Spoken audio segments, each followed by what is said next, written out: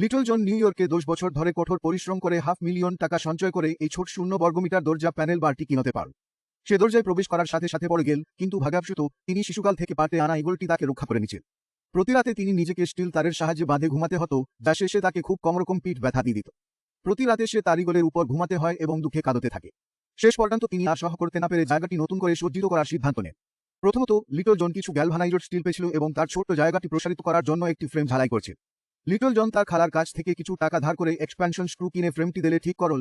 পুরো জিনিসটি পরিবেশবান্ধব কাঠের ব্যবহারণ দিয়ে মূল একটি বিশাল ফ্লোর টু সিলিং উইন্ডো যুক্ত করে দিল। তারপর দুটি কাঠের বাক্স তৈরি করে দুপাশে লাগালেন।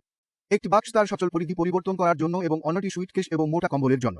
তারপরে তিনি হাইড্রোলিক লিফট টেবিল ইনস্টল করেছিলেন, যা বন্ধুদের সঙ্গে রাতের খাবার উপভোগ করার জন্য উপযুক্ত। তারপরে তিনি বাম দিকে দুটি হাইড্রোলিক লিফট রেল এবং ডান দিকে দুটি লিফট টেবিল নিয়েছিলেন, যাদের সবগুলি বাক্সগুলির সাথে সারিবদ্ধ হচ্ছে। উপরে একটা তোষক নামী ডাবল বেড বানালেন।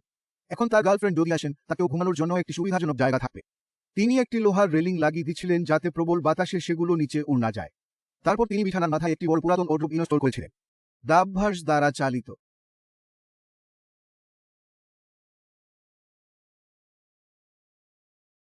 এবং তিনি সেখানেও একটি সকেট ইনস্টল করেছিলেন, যাতে তিনি তার ফোন চার্জ করতে পারেন বিনা কোনো ঝামেলা। পাশের দিকে তিনি একটি কম্বিনেশন ক্যাবিনেট ইনস্টল করেছিলেন।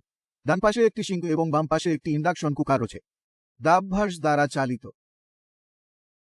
লিটল জন তার সেটআপের সুবিধায় ব্যবসার কাজ করতে পারে। সবশেষে তিনি একটি শাওয়ার হেড যোগ করেছিলেন। এখন তিনি তার ছোট জায়গায় সবকিছু পেয়ে গেছেন। চলুন একটু পিছনে যাই এবং শেষ লুকটি উপস্থাপন করি।